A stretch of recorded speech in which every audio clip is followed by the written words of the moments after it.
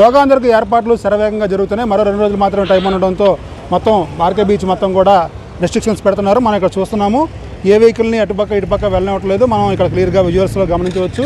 మొత్తం రాకపోకలన్నింటినీ కూడా ఈ 2 రోజుల పాటు అంటే 18, 19, 20 దాకా రాకపోకలు ఉండవు.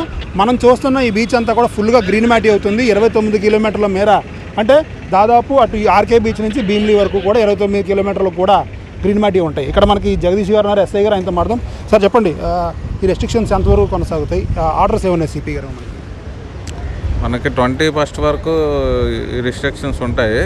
మనకి ఆల్రెడీ ఇక్కడ క్లోజ్ చేశారు మన మత్స్యదర్శన్ దగ్గర, అలాగే అటు ఎన్టీఆర్ స్టాట్యూ దగ్గర క్లోజ్ చేశారు. ఏ వెహికల్స్ వచ్చినా సరే మనము ఇలా డైవర్ట్ చేస్తున్నాము. ఇలాగ పాండురంగాపురము అలాగే ఆల్ ఇండియా రేడియో నుంచి ఎన్టీఆర్ స్టాట్యూకి వెళ్ళాలి. ఒకవేళ ఏ వెహికల్స్ అయినా రావాలన్నా అటు ఎన్టీఆర్ స్టాట్యూ పాండురంగాపురం నుంచి అలాగా వెళ్ళాలి, కాన్వాయ్స్ ఏవైనా. తర్వాత ఇక్కడ మనకు ఓన్లీ అపార్ట్మెంట్స్ వారు కొద్దిగా ఎలిగేషన్ చేస్తే మనకు కొన్ని అపార్ట్మెంట్స్కి అయితే ఈ రోజు వరకు పర్మిషన్ ఇచ్చారు.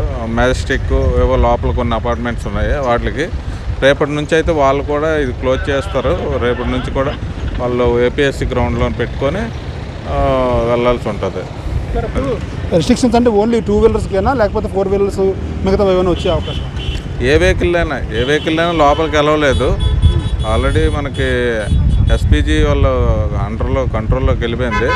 వాళ్ళ ఇన్స్ట్రక్షన్స్ ప్రకారం మనం చేయడం జరుగుతుంది. వాళ్ళు ఎలా చెప్తే అలా ఫాలో అవుతున్నాం అన్నమాట.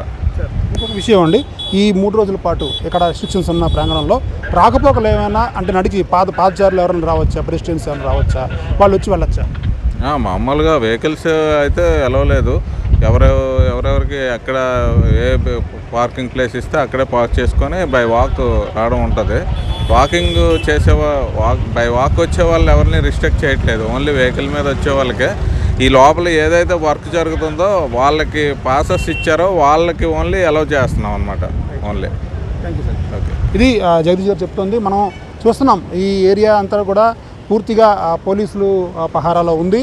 అలాగే ఇందాకలా ఎస్ఐ చెప్పినట్టు ఎస్పీజీ కంట్రోల్లో, స్పెషల్ ప్రొటెక్షన్ గార్డ్స్ కంట్రోల్లో మొత్తం అంతా మారిపోయింది. ఎందుకంటే ప్రధానమంత్రి ఆ రోజు యోగాంధ్రలో భాగంగా ఇక్కడికి వచ్చే అవకాశం కనిపిస్తోంది. ప్రధానమంత్రితో పాటు రాష్ట్ర ముఖ్యమంత్రి చంద్రబాబు నాయుడు, డిప్యూటీ సీఎం పవన్ కళ్యాణ్ కూడా ఇక్కడికి వచ్చే అవకాశం ఉంది. ఈ మొత్తం ప్రాంగణం అంతా కూడా కేవలం వాకర్స్ ఎవరైతే రాకపోకలు సాగిస్తున్నారో వాళ్ళకి మాత్రమే పర్మిషన్స్ ఉంటాయి. వాళ్ళైతే ఎలాగైనా లోపలికి రావచ్చు, ఎలాగైనా వెళ్ళొచ్చు, నడిచి రావచ్చు. కానీ వాహనాలు రాకపోతలు మాత్రం ఈ 3 రోజులు మాత్రం క్లియర్గా ఎక్కడా కూడా ఉండకూడదని చెప్పి ఇక్కడ ఇన్స్ట్రక్షన్స్ అయితే క్లియర్గా ఉన్నాయి.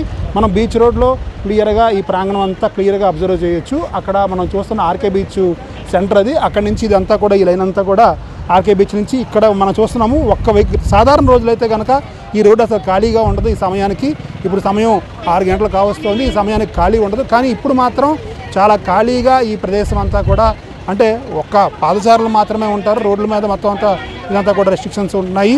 ఏదైనప్పటికీ యోగాంధ్రలో భాగంగా ఈ 3 రోజులు మాత్రం, అంటే ఇవాళ ఒక్కరోజు మాత్రం అపార్ట్మెంట్ వాసులు వాళ్ళందరికీ కూడా అక్కడ వాళ్ళందరికీ పర్మిషన్ ఇచ్చామని, రేపటి నుంచి మాత్రం ఎలాంటి వెహికల్స్ అయినా సరే బయట అక్కడ పైన ఉన్న పార్కింగ్ ప్లేస్లో మాత్రం, అలాట్ చేసిన ప్లేస్లో మాత్రమే పార్కింగ్ చేసుకోవాలని చెప్తున్నారు. ఇది యోగాంధ్రకు సంబంధించి ఆర్కే బీచ్లో అటు భీమిలి వరకు ఉన్న ఏర్పాట్లు.